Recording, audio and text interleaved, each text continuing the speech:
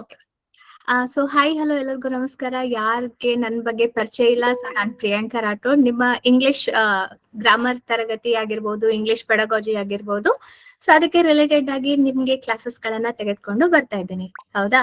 So ನನ್ನ students ಎಲ್ಲರೂ ಗೊತ್ತು, ನಾನು ಕಾಮಿಡಿ ಮಾಡ್ಕೊಂಡೆ ನಿಮ್ಗೆ ಆದಷ್ಟು ಸರಳವಾಗಿ ಇಂಗ್ಲಿಷ್ ಅನ್ನ ಹೇಳಲಿಕ್ಕೆ ನಾನು ಪ್ರಯತ್ನ ಪಡ್ತಾ ಇರ್ತೀನಿ.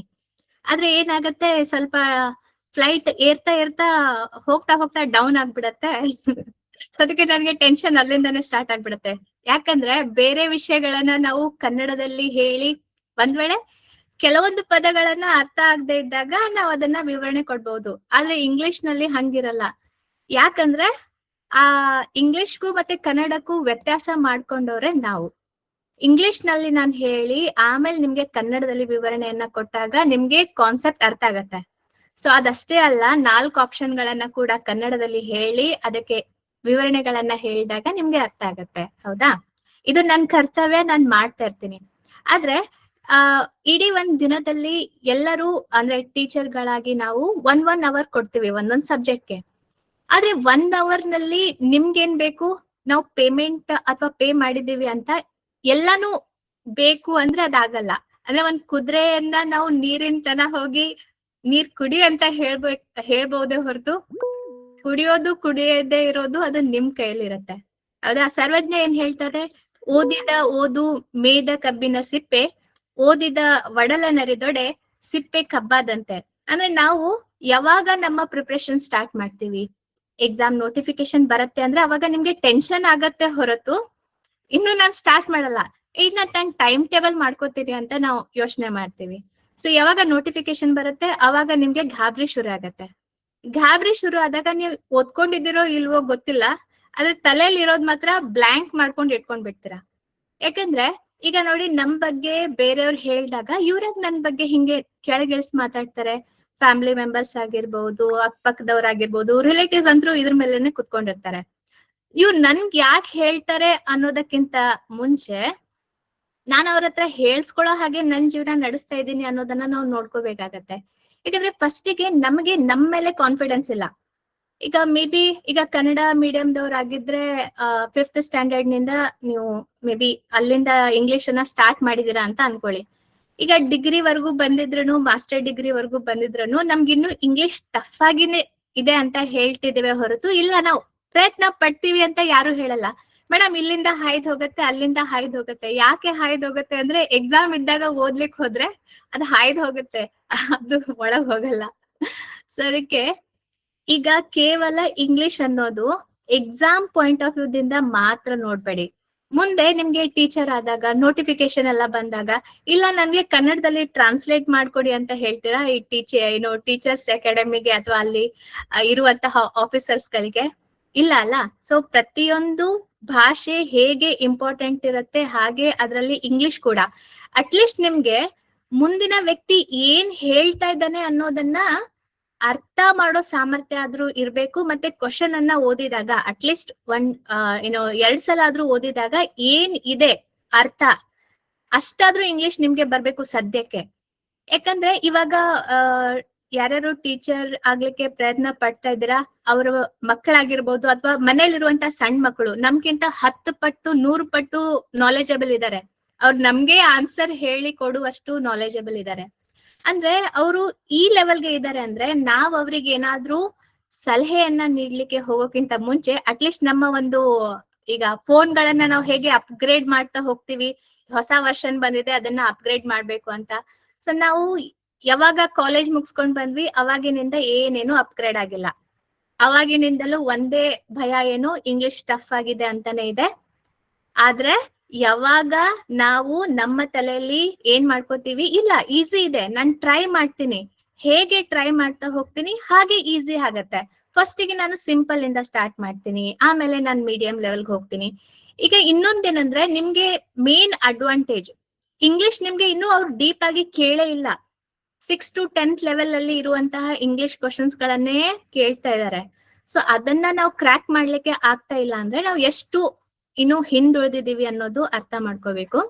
ಸೊ ಅದಕ್ಕೆ ಪ್ರಯತ್ನ ಏನಿರತ್ತೆ, ನಾವು 1 ಅವರ್ ಅಲ್ಲಿ ಕಲ್ಸೋದ್ರಿಂದ ಆಗಲ್ಲ, ನೀವು ಕಂಟಿನ್ಯೂ ಆಗಿ ಅದ್ರ ಮೇಲೆ ಪ್ರಯತ್ನ ಮಾಡ್ಬೇಕಾಗತ್ತೆ.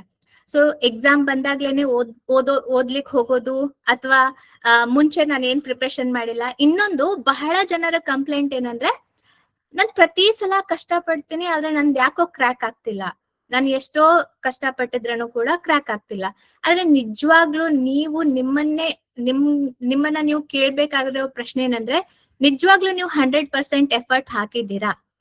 ಒಂದೇನಾದ್ರೂ ಎಕ್ಸ್ಟ್ರಾ ಕ್ವಶನ್ ಬಂದ್ಬಿಟ್ರೆ ಔಟ್ ಆಫ್ ಸಿಲೆಬಸ್ ತಗೊಂಡ್ಬಿಟ್ಟಿದ್ದಾರೆ ಅದಕ್ಕೆ ನಂದು ಆಗ್ಲಿಲ್ಲ ಅಂತ ನೆಪಕ್ಕೆ ರೆಡಿ ಆಗಿರ್ತೀವಿ ಹೊರತು, ನನ್ನಲ್ಲಿ ಏನ್ ಕೊರತೆ ಇದೆ, ನಾನ್ ಯಾವ ಇದ್ರಲ್ಲಿ ವಿಷಯದಲ್ಲಿ ತಪ್ಪು ಮಾಡಿದೀನಿ ಅಂತ ನಾವು ನೋಡಲ್ಲ. ಫಾರ್ ಎಕ್ಸಾಂಪಲ್, ಇವಾಗ 3-4 ಸಲ ನಾವು ಎಕ್ಸಾಮ್ ಗಳನ್ನ ಅಟೆಂಪ್ಟ್ ಮಾಡಿದೀವಿ. ಸೊ ಫಸ್ಟ್ ಸಲ ಅಟೆಂಪ್ಟ್ ಮಾಡಿದಾಗ, ಸೆಕೆಂಡ್ ಸಲ ಅಟೆಂಪ್ಟ್ ಮಾಡಿದಾಗ ನನ್ನಲ್ಲಿ ಏನಾದ್ರೂ ಬದಲಾವಣೆ ಆಗಿದ್ಯಾ? ಫಸ್ಟ್ ಸಲಕ್ಕಿಂತ ಸೆಕೆಂಡ್ ಸಲದಲ್ಲಿ ನಾನೇನಾದ್ರೂ ಹೆಚ್ಚಿನ ಎಫರ್ಟ್ ಹಾಕಿದ್ದೀನ? ಇಲ್ಲ. ಸೊ ಪ್ರತಿಯೊಬ್ಬರಲ್ಲಿ ಫ್ಯಾಮಿಲಿ ಪ್ರೆಷರ್ ಇರುತ್ತೆ, ಇಲ್ಲಾಂದ್ರೆ ವರ್ಕ್ ಮಾಡ್ತಾ ಇದೀವಿ, ಅಥವಾ ಎಲ್ಲ ಒಂದ್ ನೆಪದ ಲಿಸ್ಟ್ ಇರುತ್ತೆ ಹೊರತು ನಾನು ಇದನ್ನ ಮಾಡೇ ಮಾಡ್ತೀನಿ ಅನ್ನುವಂತಹ ಲಿಸ್ಟ್ ಅನ್ನ ಇವಾಗಿನವರೆಗೆ ನಾನು ನಿಜವಾಗ್ಲೂ ಹೇಳ್ತಾ ಇದೀನಿ ಅಷ್ಟು ನೋಡಿಲ್ಲ. ಕಾಮಿಡಿ ಇರತ್ತೆ, ಚೇಷ್ಟೆ ಅನ್ನೋದು ಇರತ್ತೆ, ಪ್ರತಿಯೊಬ್ಬರಲ್ಲೂ ಅದು ಇದ್ದೇ ಇರ್ಬೇಕು. ಅವಾಗ್ಲೇನೆ ಸ್ವಲ್ಪ ನಾವು ಲೈವ್ಲಿ ಆಗಿರ್ತೀವಿ.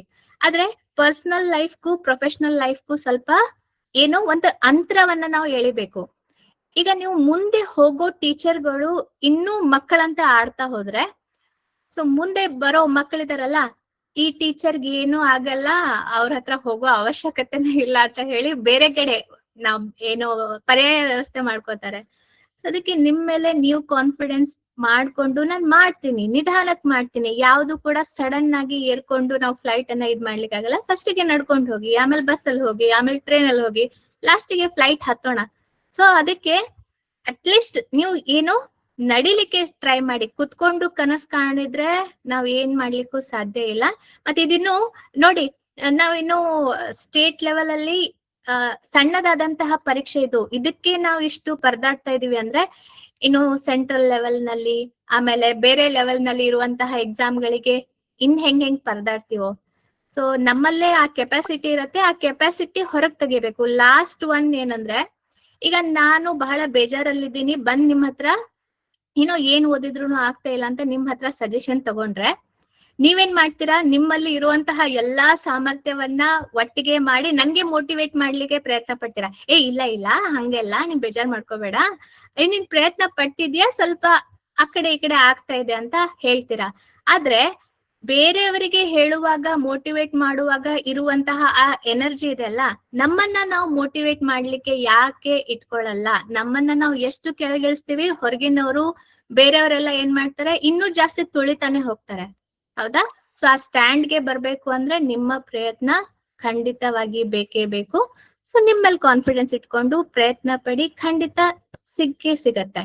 ಲೇಟ್ ಆದ್ರೂ ಲೇಟೆಸ್ಟ್ ಆಗಿ ನೋಡ್ತೀವಿ, ಏನು ಇದ್ರಲ್ಲಿ ಬರ್ತೀರಾ, ಬೋರ್ಡ್ ಅಲ್ಲಿ ಬರ್ತೀರಾ. ಸೊ ಇಷ್ಟ ಹೇಳಿ ನಾನು 2 ಮಾತು ಮುಗಿಸ್ತೀನಿ. Okay sir, thank you. Thank you very much madam.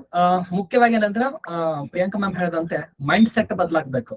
So ಯಾವಾಗ್ಲೂ ಏನಂದ್ರೆ ಒಂದೇ ಮೈಂಡ್ ಸೆಟ್ ಇರ್ತೈತಿ, ಇಲ್ಲ ನಂಗೆ ಆಗಲ್ಲ ಆಗಲ್ಲ ಆಗಲ್ಲ ಆಗಲ್ಲ ಅಂದ್ರೆ ಆಗೋದನ್ನೇ ಇಲ್ಲ. ಸೊ ನಮ್ಮ ಇದನ್ನು ಕೂಡ ಪುರಾಣಗಳಲ್ಲಿ ಹೇಳ್ತಾ ಇರ್ತಾರೆ, ಏನಂತಂದ್ರ ನಮ್ಮ ಸುತ್ತಮುತ್ತಲು ಏನಪ್ಪಾ ಅಂತಂದ್ರೆ ಅಶ್ವಿನಿ ದೇವತೆಗಳು ಇರ್ತಾರ ಅಂತೇಳಿ.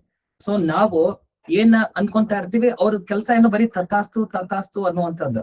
ನಾವು ನಮಗ್ ಒಳ್ಳೇದಾಗ್ತದೆ ಅನ್ಕೊಂಡ್ರೆ ಅದೇ ಆಗ್ತತಿ, ನಾವ್ ಇನ್ನೊಬ್ಬರಿಗೆ ಕೆಟ್ಟದ್ ಬಯಸಿದ್ರು ಅದೇ ಆಗ್ತದ ಅನ್ನುವಂತ ಪರಿಕಲ್ಪನೆ ಅದಾವ. ಹಾಗಾಗಿ ನಾವ್ ಯಾವಾಗ್ಲೂ ಏನಪ್ಪಾ ಅಂದ್ರ ಗುಡ್ ಅಫರ್ಮೇಶನ್ ಹೊಂದಿರ್ಬೇಕು.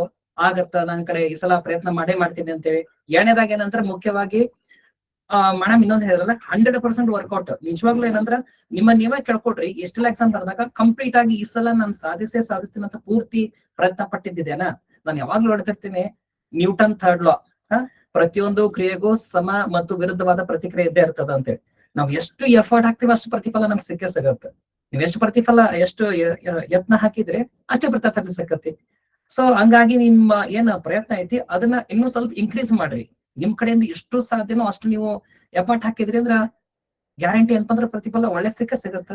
ಇನ್ನು ನೆಕ್ಸ್ಟ್ ಏನು ಅಂತಂದ್ರ ಕಾಲಕ್ಕೆ ತಕ್ಕಂತ ನಾವು ಅಪ್ಗ್ರೇಡ್ ಆಗ್ತಾ ಬರ್ಬೇಕು. ಇನ್ನು ನಾವು ಒಬಿರಾಂಗ್ ಕಾಲದಾಗೆ ಇದೇವೆ ಅಂತ ನಡೆಯಂಗಿಲ್ಲ. ಯಾಕಂದ್ರೆ ಇವತ್ತು AI ಜಮಾನ, ಮಕ್ಕಳೆಲ್ಲ ಸ್ಕೂಲ್ ಅಪ್ಡೇಟ್ ಆಗ್ಯಾರ.